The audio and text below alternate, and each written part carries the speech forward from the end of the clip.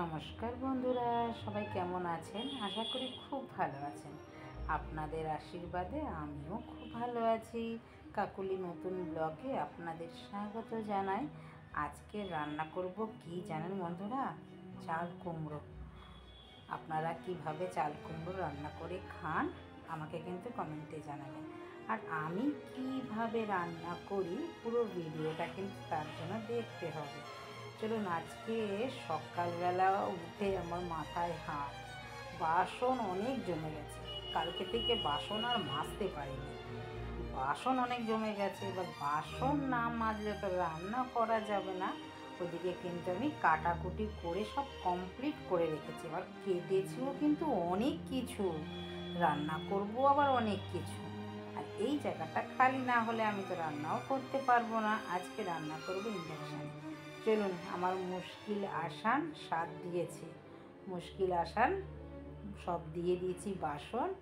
এবার এটা হতে থাকুক ওর মতন।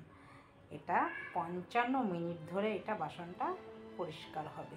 চালিয়ে দিচ্ছি মেশিন, এবার হতে থাকুক। আর আজকে আমি কি কি রান্না করব জানেন বন্ধুরা? চাল কুমড়ো করব ডাল দিয়ে। ডালটাকে ভেজে নিলাম, ভেজে নিয়ে ডালটা সেদ্ধ করার জন্য একটু নুন, হলুদ, কাঁচা লঙ্কা, একটু তেল দিয়ে দিলাম।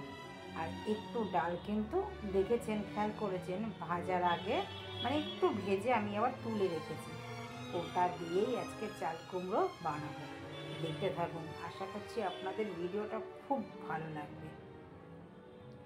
এবার ডাল আমি সম্বার, চাল কুমড়ো দিয়েও আমি ডাল সম্বার দেবো। চাল কুমড়ো ডালের মধ্যে দিয়ে দিয়েছিলাম, ডুমো ডুমো করে কেটে সেদ্ধ হয়ে গেছে।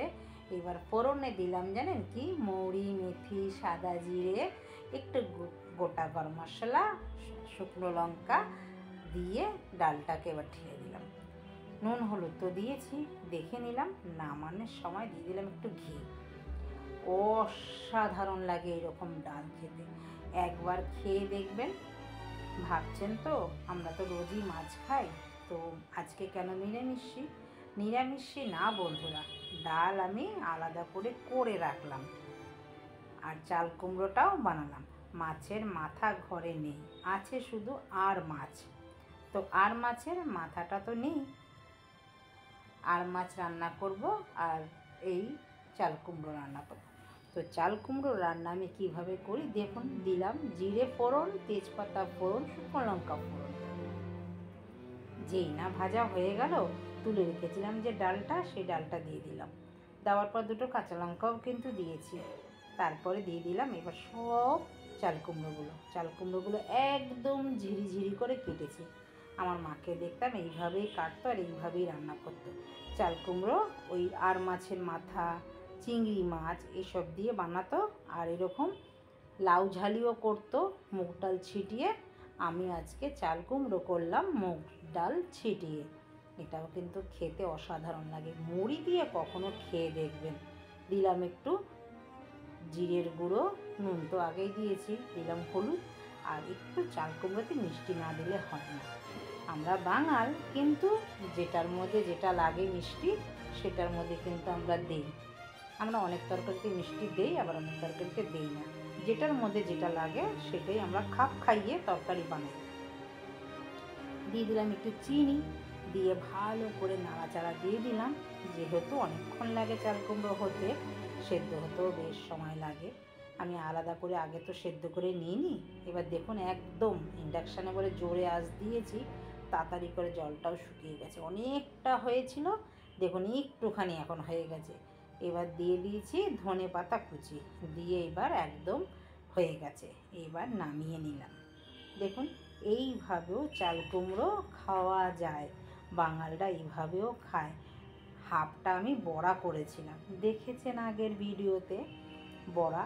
ওই বড়ার মধ্যেও কিন্তু আমরা অনেক সময় চিংড়ি মাছ পেস্ট করে দেই। আমি তো এমনি বানিয়েছিলাম, অনেক সময় সর্ষে দেয়, পুর ভাজা বলে। আমার মা তো চাল কুমড়ো গাছ লাগাতো প্রত্যেক বছর এই শীতের সময়। একদম যখন চাল কুমড়োটা পড়তো কচি, একদম ওই ধরুন 1 বিঘা হবে ওই রকম কচি, একদম যখন পড়তো চাল কুমড়োটা, ওইটাকে নিয়ে এসে আমার মা পুর ভাজা করতো।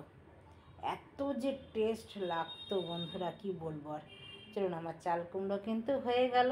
এইভাবে আপনারাও করে খাবেন যদি ভিডিওটা দেখার পর ভালো লাগে।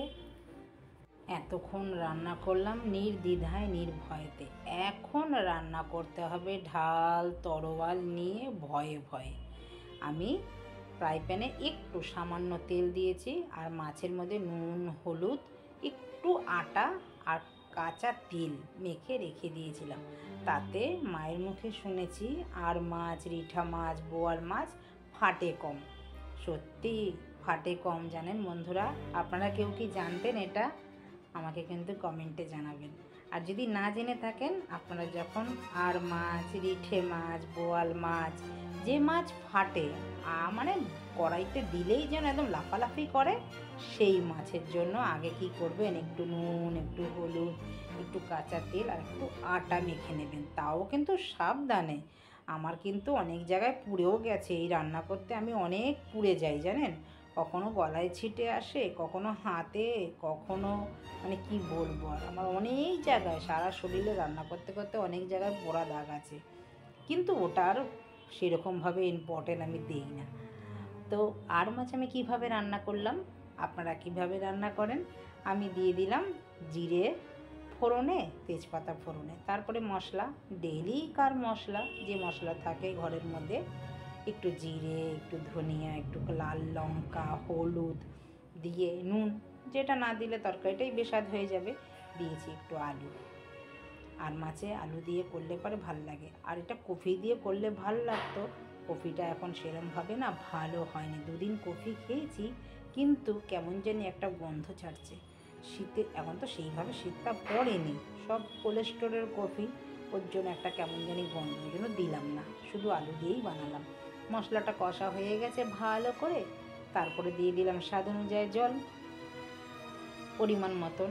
এবার আলুও সেদ্ধ হয়ে গেছে, দিয়ে দিলাম মাছগুলো। সব মাছগুলো 2-4 মিনিট ফুটবে, বেশ ভালো লাগবে ঝোলগুলো খেতে। দেখুন আমার হয়ে গেছে, দেখতেই কি ভালো লাগছে, খেতে তো আরও ভালো লাগবে। চলুন, খাওয়ার অপেক্ষা এখন। দিয়ে দিয়েছি দাদাকে খেতে, দেখুন সব সাজিয়ে দিয়েছি। এইভাবে সাজিয়ে দিলে সবাই খুশি হয় বলুন। চলুন, ভিডিওটা তবে আমি এখানেই রাখি, দেখা হচ্ছে আবার নতুন একটি ব্লগে। ততক্ষণে সবাই ভালো থাকবেন, সুস্থ থাকবেন। ভিডিওটা ভালো লাগলে পাশে থাকার অনুরোধ। নমস্কার, টাটা।